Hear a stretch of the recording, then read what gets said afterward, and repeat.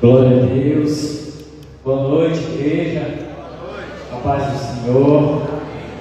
Eu quero primeiramente aqui agradecer a Deus, pela honra, que foi dada, pelo convite que Michele fez, para estar aqui nessa noite, gozado juntamente com meu amigo, pode se chamar de amigo, pastor Ramon. Já tem um tempo que nós nos conhecemos. E quero dizer também que estou aqui também debaixo da bênção do meu pastor, Sou pastor já há um bom tempo, casado há 25 anos, com essa linda esposa, que me acompanha, a pastora Elane, que está aí, e que me credencia, para estar aqui, E agora em pouco vocês vão saber um pouco, do que passamos juntos, E eu confesso que quase chorei, quando vi, porque nós, em breve vou falar para vocês, nós tivemos casos na nossa família, na nossa casa, sobre depressão, sobre suicídio. Então a gente se sente com propriedade para falar sobre isso, Então aqui eu gostaria, nesse momento, eu não vou fazer uso da palavra, mas a gente prepara, e Deus faz diferente, Ele faz da maneira dele, Ele se prepara, estuda, pesquisa, como hoje foi falado aqui, muito do que eu ia falar já foi falado aqui, que é essa estatística, e eu confesso a vocês que para mim foi uma grande surpresa, quando eu fui estudar e pesquisar, porque é um número muito alarmante aqui em Portugal, muito mais do que no Brasil. Mesmo o Brasil sendo um país muito grande, o índice de suicídio aqui em Portugal é muito maior do que no Brasil. Quando eu vi, eu assustei, E quando eu vejo mundialmente, que é a cada 40 segundos uma pessoa se suicida, Então é triste isso. E eu olho hoje e me emociono e fico feliz. Sabe o que é, pastor? De a gente poder hoje ser convidado para ministrar sobre isso e poder ter liberdade para falar sobre isso. Que algum tempo atrás nós não tínhamos a liberdade para falar sobre isso.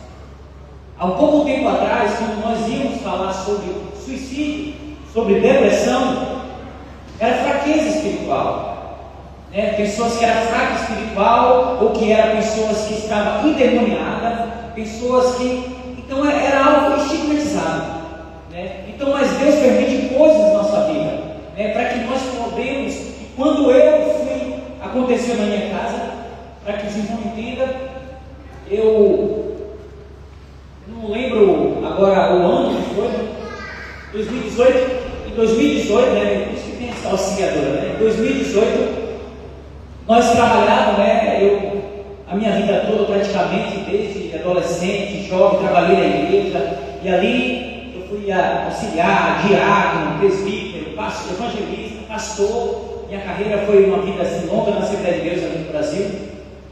E quando casei, eu e minha esposa juntamente fomos trabalhar com família, porque a gente sentiu um chamado, fomos dirigir igreja e ali nós descobrimos o chamado que era trabalhar com família. E quando estava no auge, no pleno vigor de trabalho, na alegria de estar trabalhando com família, quando nós fomos surpreendidos pela segunda vez, a minha filha tentando suicídio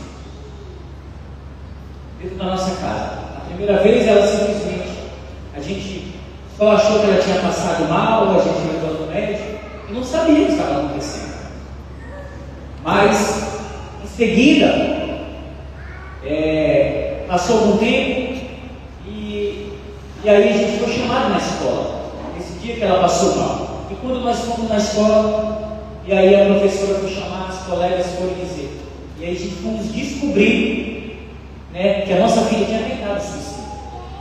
E aí, irmãos, é o que eu vou falar daqui a pouco, revelando a palavra, é que às vezes a gente, como cristão, como homens e mulheres de Deus, às vezes nos perguntamos por que isso nos acontece. Nós que tivemos uma vida, dedicada, separada da obra de Deus, fazendo a obra do Senhor, falando de família, trabalhando para o Senhor, e acontece isso dentro da nossa casa. Para nós foi uma grande surpresa, que não somente ela tinha tentado suicídio. Mas por quê? Por causa da culpa. Ela tinha se envolvido com coisas erradas, com amizades, por causa de uma decepção, um gatilho de uma decepção amorosa, um término. E ela começou a se envolver com algumas coisas e olhando e vendo os pais, né, pastores, ministros da palavra, trabalhando com família. Então, aonde ela tinha entrado, aonde ela tinha aquele comportamento, aquela vida que ela estava levando, né, não condizia com nós, com a família dela. Então, ela achou o quê? Eu vou tentar tirar a minha vida, porque eu vou resolver todos os problemas. E hoje, a gente entende, assim como esse rapaz, né, nos Estados Unidos falou, a primeira coisa que ele fala, não se sinta culpado. Quando chegou esse momento, irmãos, e a gente foi entender o porquê que ela tentou o suicídio, a nossa vida, irmãos, mudou de pé na cabeça. Mudou tudo na nossa casa. A gente não conseguia mais sair sem levar a nossa filha. A gente não conseguia deixar ela só em casa. Escondia os remédios, esconder facas. Era muito difícil, irmãos. A minha menina, a minha garota, sempre foi amada, foi criada dentro da igreja. A minha filha não foi mostrando o caminho, mas foi ensinando no caminho. A gente dirigia a igreja, todos os cultos, todas as escolas bíblicas. Meus filhos estavam junto conosco. Meus filhos, mesmo criança, convidavam eles para vir aqui na frente. Filho de pastor, você vê, né? Não tem como escapar. Chamava eles, abria, lia a palavra, falava, comentava dentro do texto e você olhava, essa aqui vai ser uma missionária. E você olhava, viu chamada na vida dela. E de repente a sua filha olhava para você e dizia assim, pai, eu não tenho mais prazer de viver. Eu não quero mais viver. A gente sentado numa roda assim uma noite, e ela dizia, não quero mais viver. Eu, minha filha, mas por quê? Você indagava o porquê, ela dizia, eu não sei, eu não quero mais viver, eu não tenho mais prazer de viver. E você olhar para dentro de você e perguntar, Senhor, por que isso está acontecendo? Por que isso está acontecendo? Talvez muito de você, talvez vai dizer, talvez está se perguntando também, Senhor, por que isso está acontecendo na minha casa? Por que está acontecendo na vida do meu esposo? Talvez por que está acontecendo na vida do meu filho? E aí quando nós descobrimos o porquê de tudo aquilo, aí foi outra bomba muito maior. A nossa filha estava se envolvendo com outra menina.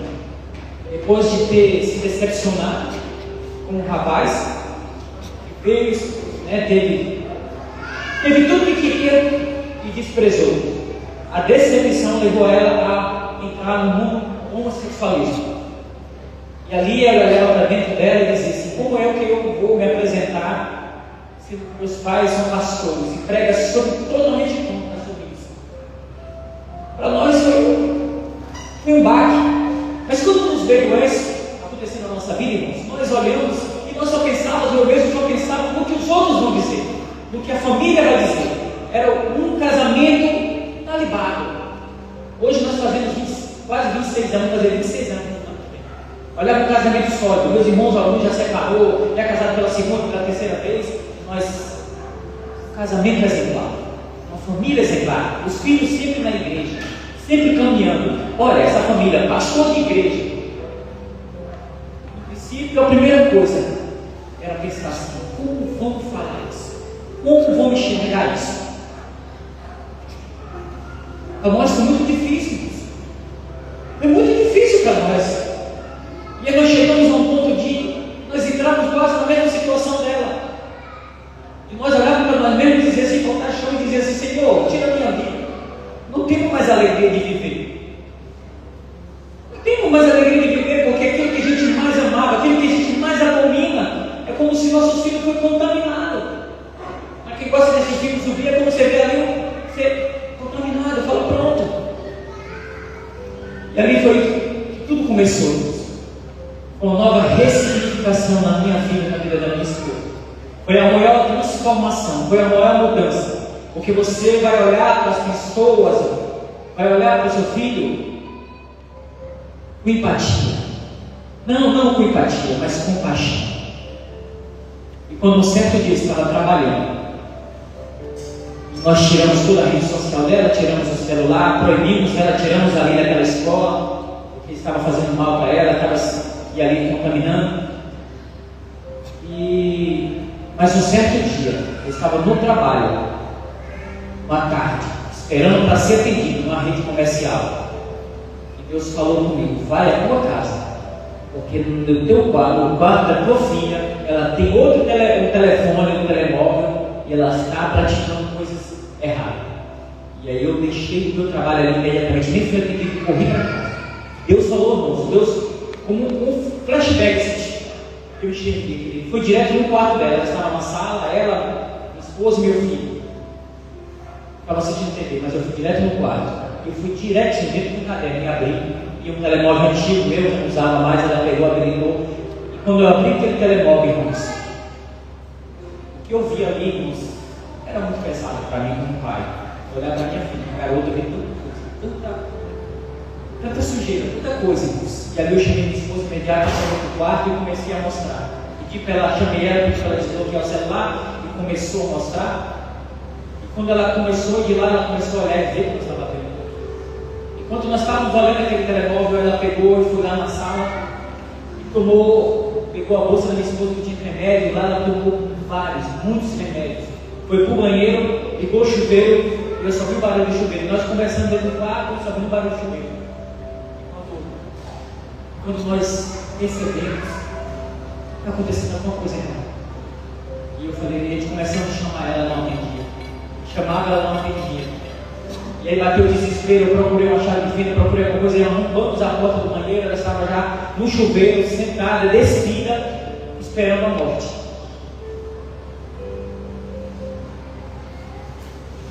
É difícil. E aí esse é o momento que a gente começa a olhar para dentro de nós e começamos muitas perguntas, muitos questionamentos. E é interessante, irmãos, que eu não tinha preparado para acontecer esse encontro.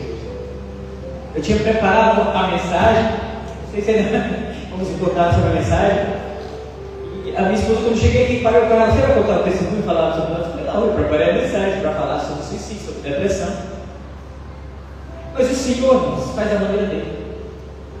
Eu senti do Senhor para poder falar. E ali, irmãos, começou tudo diferente, irmãos. E aí eu comecei, irmãos, eu costumo dizer que é como um homem que está dirigindo um carro com sua família dentro. E ele olha, e de repente ele cochila na direção e para no meio do mar. E ele vê que ele só saiu da estrada, mas ele olha do outro lado da estrada, era um abismo. Ele poderia ter morrido. Naquele momento, o Senhor, eu entendi que o Senhor estava me dando uma nova chance. Uma nova chance de fazer tudo diferente, fazer tudo de novo, irmãos.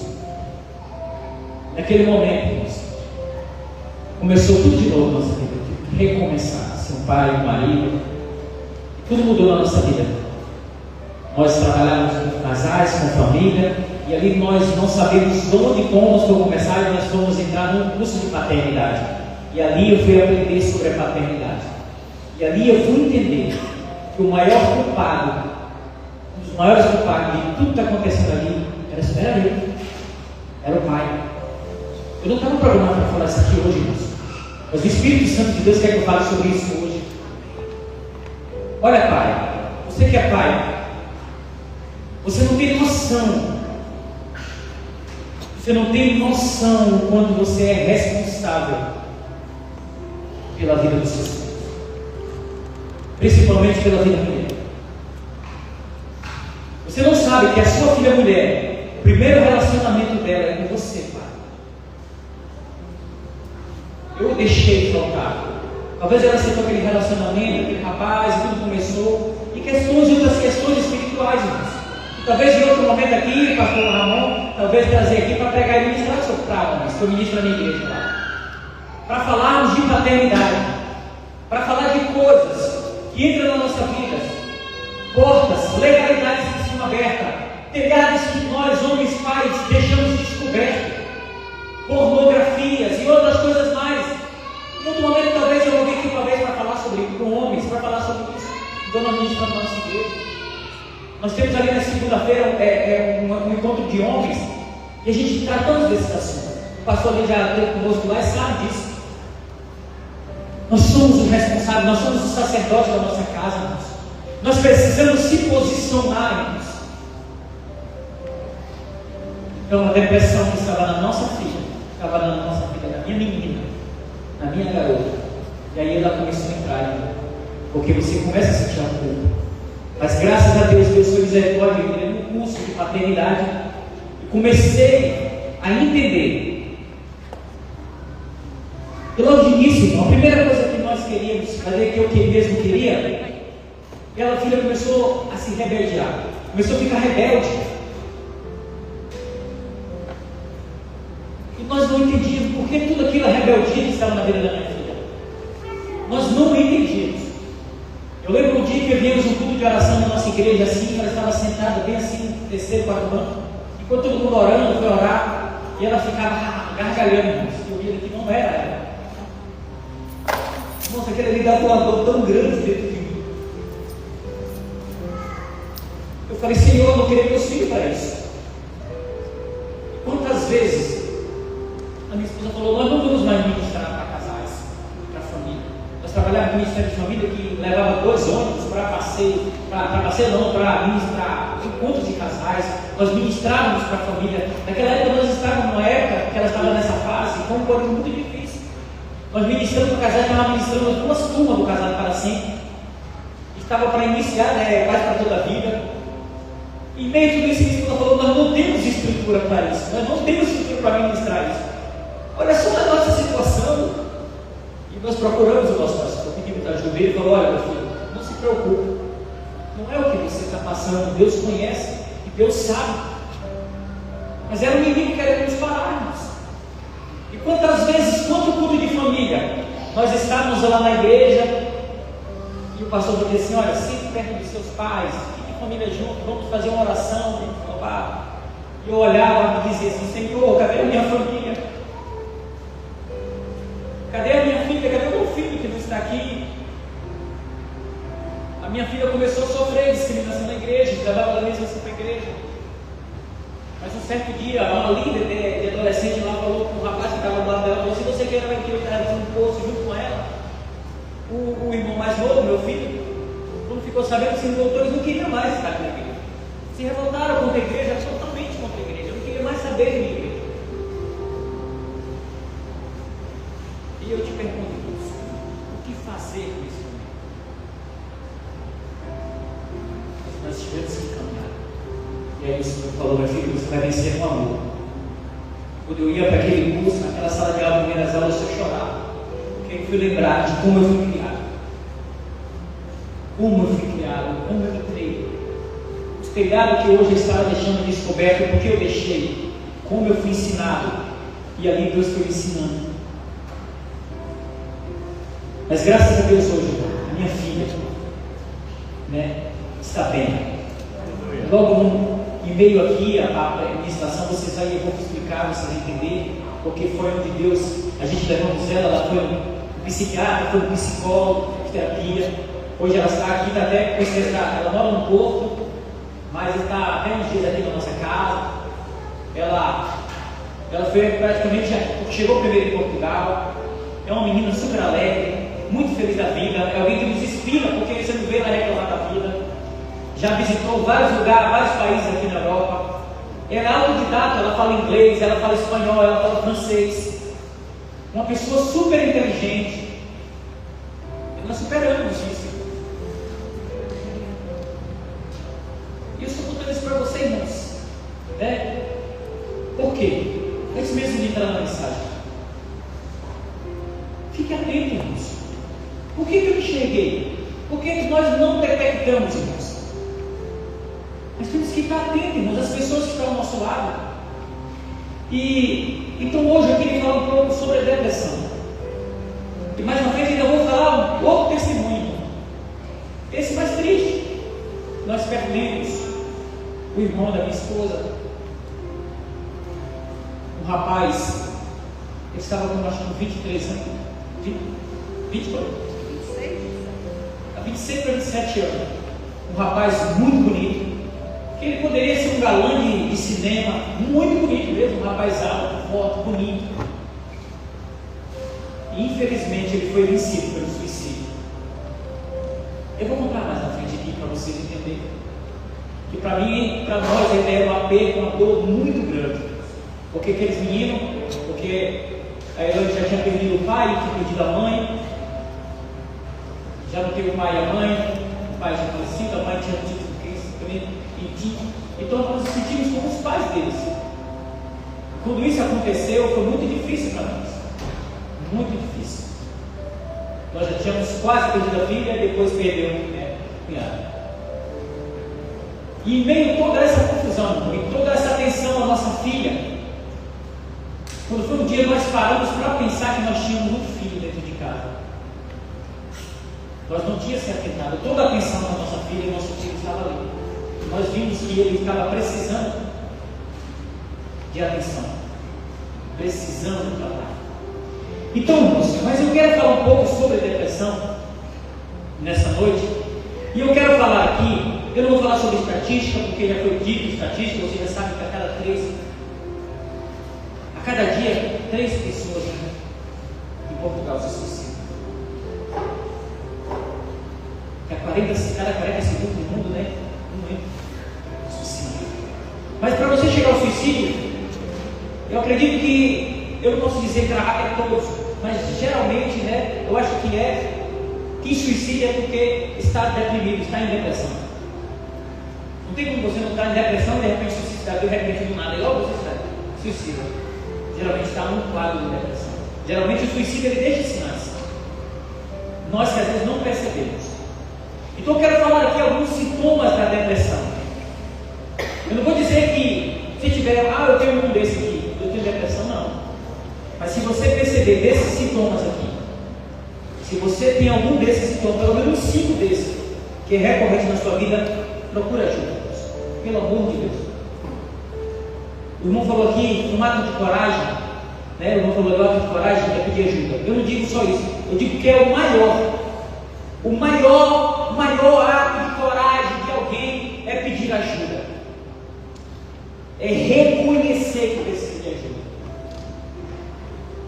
E dizer, olha, me ajuda. E às vezes alguém que quer se suicidar, alguém que desistiu da vida, às vezes ele precisa simplesmente só de ser ouvido. Parece mentira, mas é verdade. Às vezes ele precisa só ser ouvido. Ele não precisa falar mais do que ser ouvido. Então eu quero dizer só alguns sintomas rapidamente, né, por causa do tempo. O primeiro sintoma é tristeza constante ou ansiedade em grande parte do tempo. Sentimento de desesperança, pessimismo, baixa estima e pensamento negativo constante. Sentimento de culpa, impotência ou inutilidade. Perda de interesse, as coisas que ele te dá para fazer, né? Apreciar, inclusive os homens, né? Casais, na parte sexual, quando já não tem mais vontade, já não, sabe, não tem vontade de mais de futebol, né? Não tem vontade de mais fazer nada. Insônia, não dorme, acorda à madrugada, não consegue dormir, toma remédio, mas não consegue dormir, ou dorme demais excessivamente. Fadiga descontrolada, dificuldade para fazer coisas simples, tarefas simples, pensamentos de morte, pensamentos de suicídio, sempre que acha que a vida não vale mais a pena viver, inquietação, irritabilidade, dificuldade de concentração, de tomar decisões, isolamento social e não quer conversa com ninguém. Colapso nervoso, álcool excessivo, isolamento. Se você está passando por um desses sintomas, uma coisa é você passar por esses sintomas, de repente por um motivo ou outro, é normal. Mas se você já vem um tempo passando por esses sintomas, e isso é bem comum aqui. Infelizmente a depressão, ela é uma doença muito recorrente, como nós vimos, mas pouco diagnosticada. Por quê? Porque geralmente quem está passando por depressão não fala para ninguém, tem vergonha, principalmente cristão, porque o quê? É estigmatizado. Como eu falei aqui, hoje levantou muito falar em público, para falar sobre depressão, porque antigamente quando você alguém estava em depressão não era maluco, alguém que tinha que se internar era maluco, ou então estava com demônio, que na realidade não é, irmãos, na realidade não é. Então, quando nós falamos da depressão, a depressão ela tem dois graus, que é a depressão endógena, que é a depressão endógena e a exógena, que é reativa. A depressão endógena é aquelas que provém de coisas internas. Que elas são de fatores internos, questões hormonais, células, glândulas, químicas hormonais. E para mim foi uma surpresa, porque há tanto tempo atrás eu estudava que nas mulheres era maior o índice. Quando eu preguei a primeira vez sobre isso no Brasil, falava que 12 a 15% dos homens já teve ou vai passar por depressão. E que as mulheres eram um número maior por causa dos círculos hormonais, né? A mulher é muito mais sentimental, né? A mulher já sabe. Mas hoje a gente vê que na realidade é os homens que ganham a frente, né? Como viu a estatística aí? Olha para você ver como é que está a coisa. E uma coisa que talvez no passado você não via dizer, que as crianças, adolescentes tinham depressão, mas hoje você vê crianças com depressão, crianças cometendo suicídio, irmãos. Geralmente isso aconteceu nos adultos, por causa de preocupações, por causa de pecados escondidos, culpa, relacionamentos rompidos, luto. Essas são as exógenas, são as reativas. É a depressão que é gerada por coisas externas.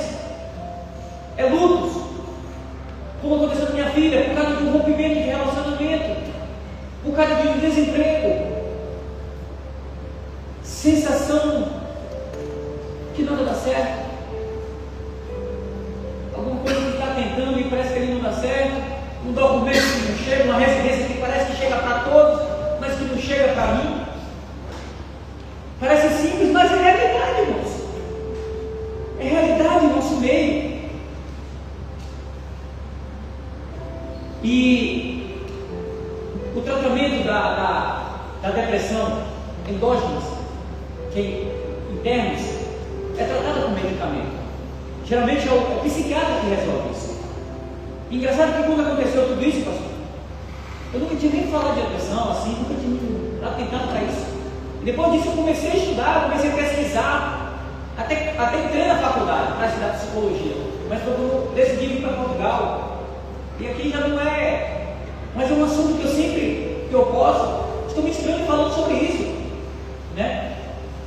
E a endógena é aquela que vem de dentro, né? São pessoas que são cometidas já vem hormonais, ou alguma coisa já mentais.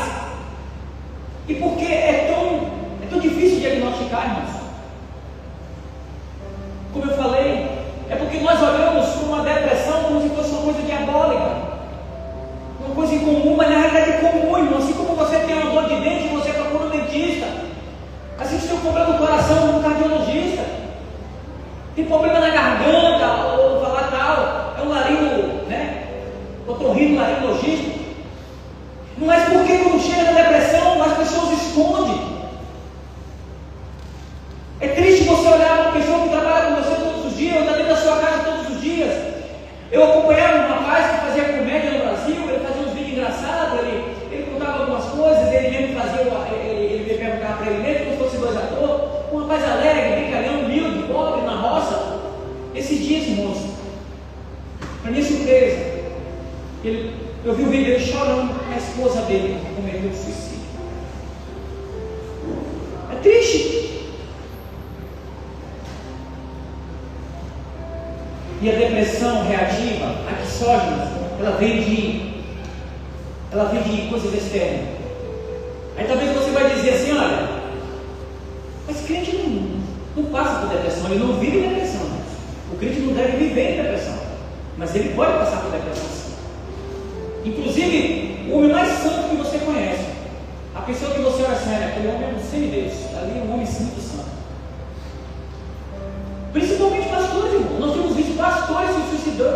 Coisas que uma pessoa que nunca ia ver isso aí, nós temos visto ali grande. E sabe por que pastores se suicidam? Pastores, homens de Deus, pessoas de Deus se suicidam? Não é porque são pessoas que não têm Deus na vida, não, irmãos. São pessoas que são extremamente zelosas com as coisas de Deus. Parece brincadeira, mas é a realidade, irmãos. Quando nós olhamos para a vida de Elias mesmo, um homem de Deus ali, tá, você vai olhar e vai ver, e muitos, já vi muitos pegar e criticar Elias, dizer que era um homem frustrado, era um homem que se achava. Quando Deus fala, porque Elias, você tem 7.000 e tal. Não, eu vejo Elias entrar em depressão porque ele era extremamente zeloso. Quando ele vai falar com Deus, ele vai dizer, eu sou extremamente zeloso. Ele se preocupava assim com a obra de Deus, a ponto de ele entrar em depressão. E se preocupar, falar assim, poxa, eu sou um profeta. Ele não disse aquilo ali, eu não entendo que ele disse aquilo ali para se achar. Mas ele disse, poxa, eu que estava lutando, eu tal, e agora quem vai continuar, se eu morrer, quem vai continuar lutando por isso? É lógico que ele tem a mente limitada, né? Deus é Deus, Deus levanta outros homens. Mas ele se preocupava. Nós temos que ter cuidado. A depressão, ela é mal detectada por quê? Por falta de informação. As pessoas não têm informação sobre a depressão, não pesquisam, passam, vivem naqueles sintomas que eu falei, muitos daqueles sintomas acham que é normal. E tem medo de falar para as pessoas porque se eu falar vão dizer que é frescura, vão dizer que é falta de Deus, é falta de oração. Pode ser sim, pode ser que você está espiritualmente fraco, não está orando, está só na internet, vendo coisas que não é, está se contaminando. E se de repente você está esfrio espiritualmente, e pode de repente ter chegado à depressão, sim, é normal também. Mas pode ter acontecido por fatores externos ou por fator interno. Por isso você tem que procurar um especialista nisso. Por que o cristão sofre de depressão? Porque todo ser humano, ele é composto de corpo, alma e espírito. Nós somos espirituais, mas também somos carne. Nós somos sujeitos aos mesmos sentimentos, às mesmas paixões de Elias. Nós temos sentimentos, mas pensamos. Nós temos corpo.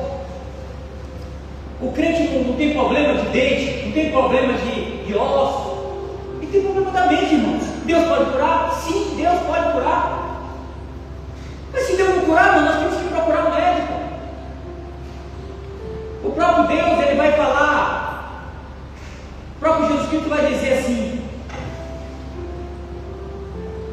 os sãos precisam de médico, mas sim os doentes. O próprio Jesus vai falar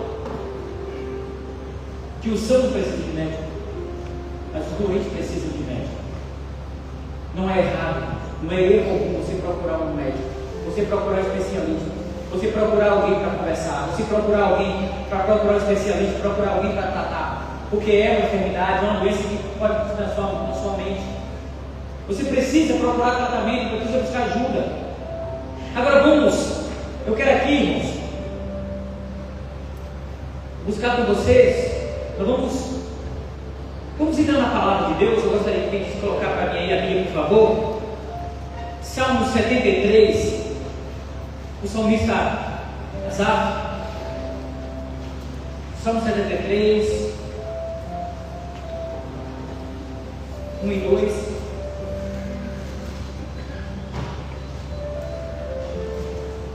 Quando ele acha que irmãos, e quando você vai ver na Bíblia, você vai ver muitos homens de Deus. Você vai ver alguns homens que eram homens de Deus que se suicidaram. Você vai ver um homem que andava com Jesus se suicidando, que era Judas. Você vai ver um homem que era Sansão, suicidando. Você vai ver outros, como Saul, que era um rei, era um de Deus também, mas até ele também se suicidou. Você vai ver outros que não se suicidaram, mas pensaram em morrer, como Jonas, Jó. Amém?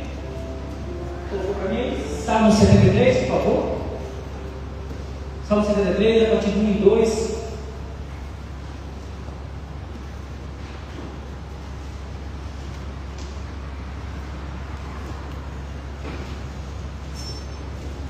Eu vou ler aqui enquanto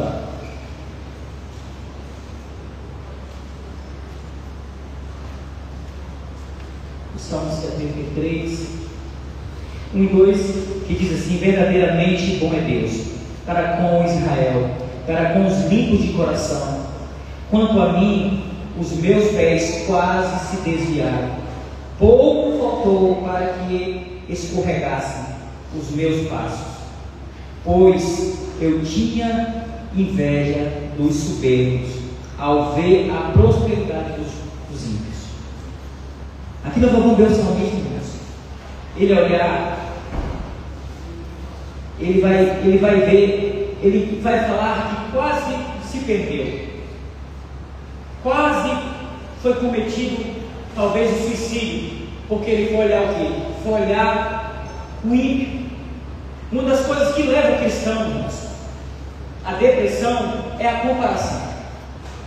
Esse salmista aqui, ele vai comparar, vou ler mais um pouco aqui, que vai dizer assim: pois eu tinha inveja dos soberbos ao ver a prosperidade dos ímpios, porque não há apego na sua morte, mas firme está a sua força, não se acha em trabalhos como outra gente, nem são afligidos como outros homens, pelo que a soberba o cerca, e como um colar veste de violência e como de um adorno. Os olhos deles estão inchados de gordura, superabundam em imaginações do seu coração, são corrompidos, tratam maliciosamente de opressão, falam arrogantemente, erguem a sua boca contra os céus, e a sua língua percorre a terra, pelo que o seu povo, voltam aqui, as águas do corpo cheio eles perecem, e dizem: como sabe Deus, ó o conhecimento do Altíssimo, eis que estes são os ímpios, e todavia estão sempre em segurança, eles aumentam as riquezas.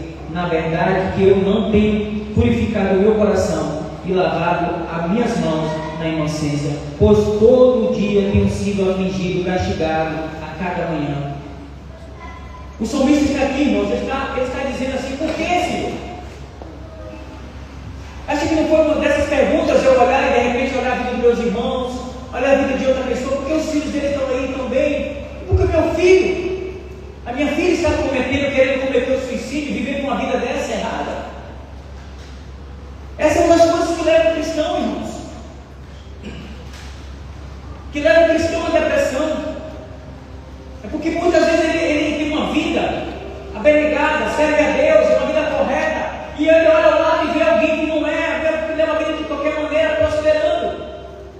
E uma das coisas que comete o cristão a depressão é exatamente isso: é começar a fazer comparações, começar, infelizmente, a olhar a outra pessoa com inveja, e pega um momento difícil que está passando, um momento talvez de provação, ou um momento de dificuldade, que o próprio Deus disse que nós haveríamos dias, de tribulações, haveríamos dias difíceis, e nós olhamos para aquele dia difícil que nós estamos passando, e comparamos com o dia bom que está passando o ímpio, e começamos a fazer comparações, e começamos a duvidar quem é Deus, começamos a colocar Deus na balança. Isso leva o homem à depressão, o cristão à depressão. Começa a pessoalizar tudo o que acontece. Na igreja teve um aniversário e ninguém me convidou. Convidou todo mundo aí, ó, ficou de fora. É porque nós somos pobres. É porque nós somos isso. Só convidou o fulano, porque o fulano é amigo do pastor, porque o fulano é criança. Começa esse tipo de comparação. Cuidado com as comparações. Às vezes nós olhamos para a grama do vizinho e é mais verde do que a nossa. Mas nós não sabemos o vizinho lá. Nós nunca fomos lá no vizinho. Não sabemos como é a vida do vizinho. Não vai saber. Um dia você vai descobrir que a grama do vizinho é sintética. Não é uma sua natural. Às vezes a gente olha para o vizinho e olha para o amigo e fala assim: nossa, a esposa do fulano é muito bonita. O fulano tem uma esposa linda, tem uma mulher linda. Mas ele não sabe quem é a mulher. Não sabe o que o homem passa com ela. E às vezes Deus, a sua também não é aquela maravilha que você queria, que você olha para outra lá que você acha bonita, mas é uma mulher de Deus, é uma mulher que ora por você, é uma mulher que está junto com você, é uma mulher que está caminhando com você, é uma bênção de Deus na tua vida. Às vezes olha para o vizinho e fala: o carrão do vizinho é lindo, mas não sabe que às vezes a prestação está toda atrasada, que não está conseguindo pagar. Mas o seu carro é quitadinho, chega no final do mês e está tranquilo, dorme tranquilo, que está pagando o seu carrinho, não tem preciso se preocupar com isso. E muitas vezes o cristão não erra nisso. de querer fazer comparações. Comparar o irmão na igreja. Ele é líder disso, porque o pastor, porque isso, porque aquilo. Irmão, cuidado com isso. O salmista fala que quase se perde, porque começou a fazer comparações, irmãos. Olha no verso 15. Consegue colocar o 15 aí para mim, por favor? Para a igreja acompanhar.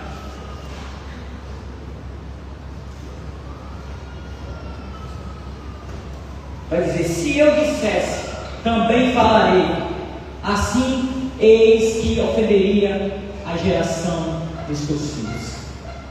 Ele vai dizer: eu não posso continuar dessa maneira, pensando assim, porque senão eu vou contaminar minha próxima geração dessa maneira. Eu disse, por favor.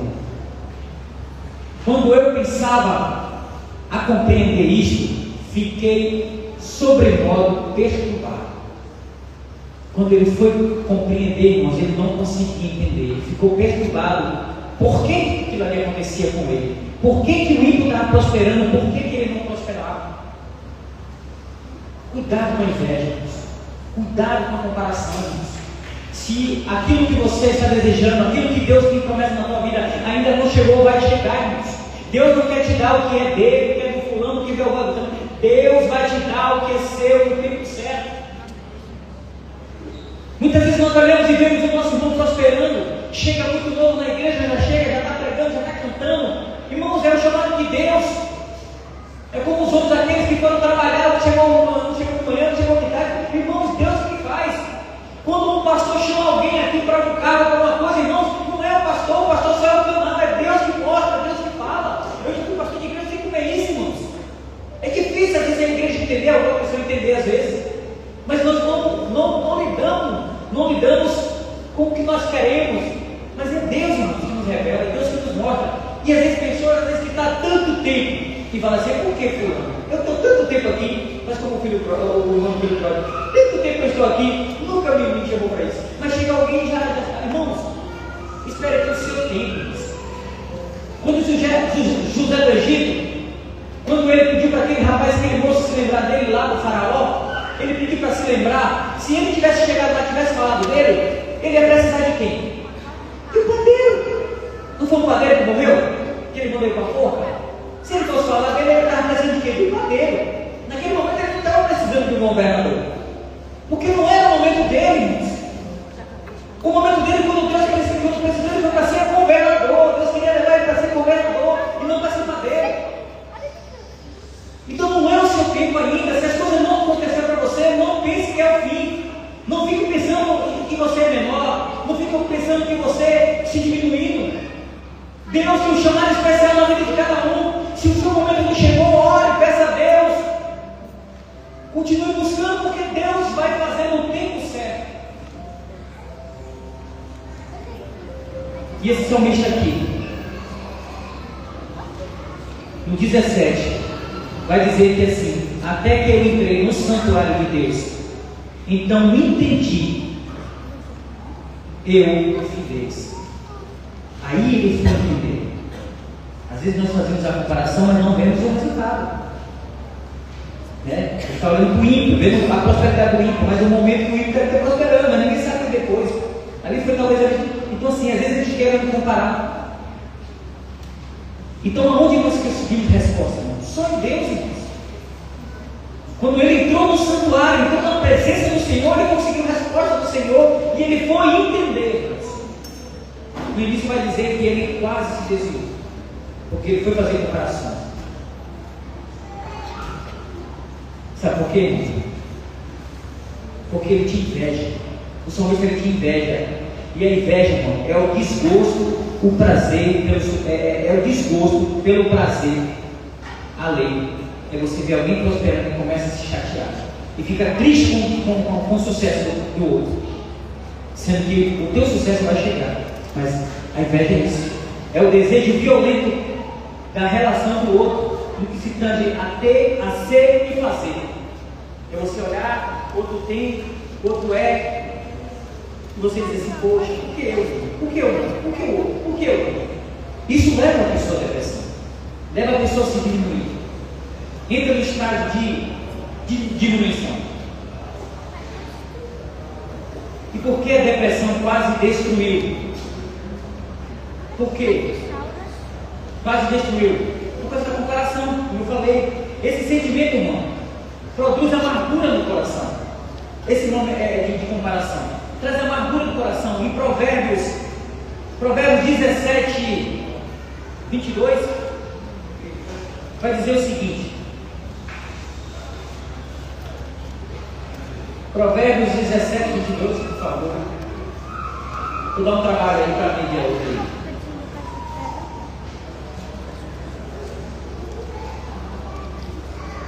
Provérbios 17, 22. Vai dizer o seguinte: o coração alegre serve de bom remédio, mas o espírito abatido virá a secar os ossos. O coração alegre serve de bom remédio. Devemos ficar com o coração alegre do Senhor. Se isso ainda não aconteceu, mas vai acontecer. Se não aconteceu para mim, aconteceu por isso. Graças a Deus que aconteceu com o meu irmão. O meu tempo vai chegar, a minha bênção vai chegar. Se chegou para o meu irmão, se chegou para o ímpio, amém. Que Deus abençoe ele. Jó foi abençoado por orar pelos seus amigos. Mesmo os amigos deles criticando, dizendo que ele estava em pecado, mas a prosperidade que Jó veio quando ele começou a orar pelos seus amigos.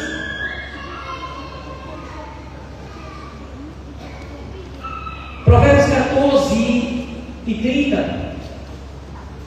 Provérbios 14 e 30 vai dizer: o coração com saúde é a vida da carne, mas a inveja é a podridão dos ossos. Dentro disso aí eu quero te fazer três perguntas para você só refletir e dizer para você o que está dominando você, o que está estragando a sua vida e o que está afastando você de Deus. Quero que você pense nisso. O porquê? O que tem te trazido a tristeza? O que tem te tirado a alegria de servir ao Senhor? Talvez o amor não correspondido. Quantas pessoas olham para dentro de si, o homem ou a mulher, e falam assim: olha, minha esposa não me ama, ou meu esposo não me ama, porque ele não me trata da maneira que eu acho que ele deveria me tratar. Meus filhos não estão nem aí para mim, ninguém me respeita. Na igreja ninguém olha para mim, ninguém me dá atenção, não me convida. Irmãos, você não tem que achar a sua felicidade, a sua realização, a sua alegria no seu cônjuge, nem no seu marido, nem no seu irmão, nem no pastor, nem nada. A verdadeira felicidade está em Cristo. Você não tem que depender do amor da sua esposa, nem do amor dos seus filhos para ser feliz. Quando nós ministramos para casais, quando a gente aprendeu, né?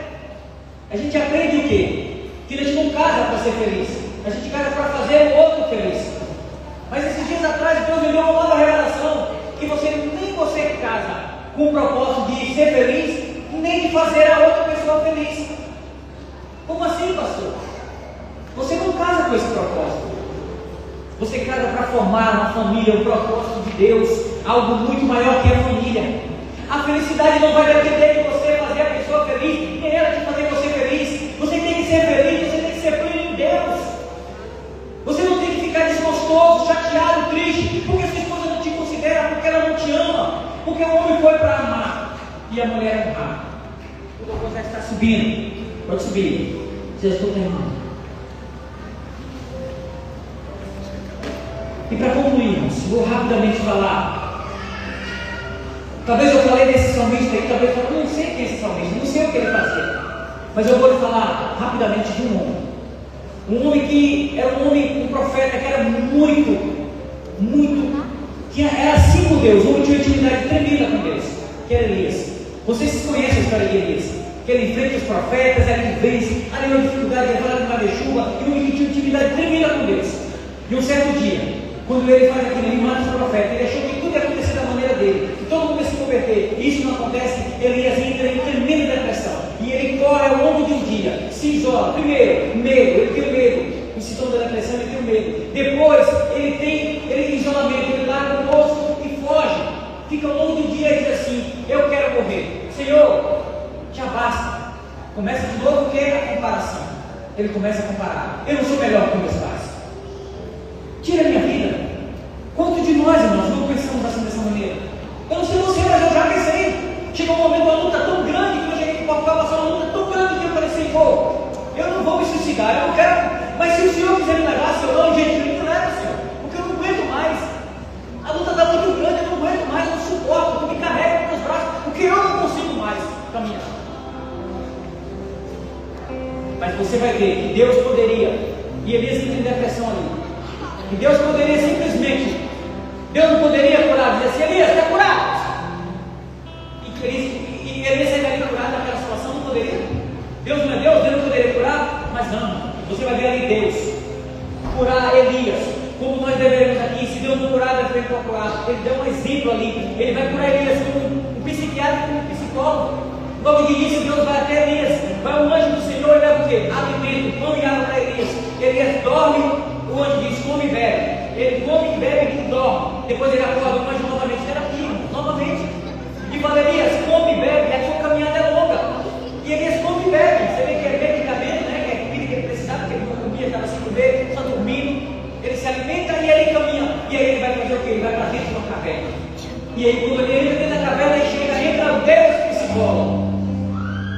Quando entra o Deus psicólogo, vê Elias dentro da caverna, Deus fala com Elias: o que fazes aí, Elias?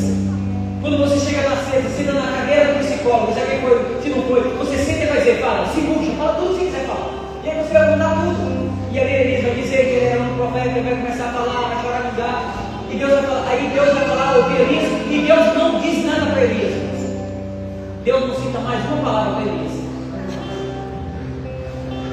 E ele desabafa, fala muita coisa. E depois, pela segunda vez, Deus diz que passa com água, com fogo, tem um simbolismo, mas não há tempo para explicar isso, nem porque eu não explicar sobre isso. Mas que depois, pela segunda vez, para você ver que foi uma repetição, uma terapia. Você vê que Deus está dando ele como psicólogo, ele vai dizer novamente para Elias: o que fazes aí, Elias, na caverna? Quantos de nós procuramos caverna para entrar, irmãos? A caverna pode ser simplesmente um hobby de futebol. Quantas vezes a caverna pode ser estar ao lado do neto? Quantas vezes a sua caverna está no meio de amigos? Você procura alguma caverna para entrar, para poder despistar essa sua depressão. Mas Deus não falou com Elias enquanto Elias se pôs diante da presença dele. Quando Elias se foi para fora, se pôs na presença dele, Deus fala: Elias, ainda tem reis para ungir, ainda tem profetas para te substituir. Enquanto não Elias saiu da caverna. Então eu quero te chamar hoje: não sai da caverna. Sai da caverna. Deus está chamando você para sair da caverna. Fala com o que o irmão falou aqui: pede ajuda. Toma esse ato de coragem, pede ajuda, porque Deus não quer que você viva na caverna. Deus tem muito a realizar na tua vida, sobre a tua vida. Você tem um propósito. Deus tem um chamado, aquele de todos os brasileiros que estão aqui, assim como os portugueses que já foram avançados. Mas Deus tem um propósito na tua vida. Você não está aqui por simplesmente procurar uma qualidade de vida, mas Deus nos chamou aqui para este lugar. Eu creio, eu fui chamado para este lugar para fazermos a diferença, para mudar a situação, para profetizar e para falar, para proclamar o Evangelho, a volta de Cristo que está muito breve, irmãos. Então sai da caverna, porque a caminhada é longa, há muito o que fazer. Ainda reis e profetas para surgir. Amém? Quantos que podem dizer graças a Deus? Aplauda o Senhor. Glória a Deus.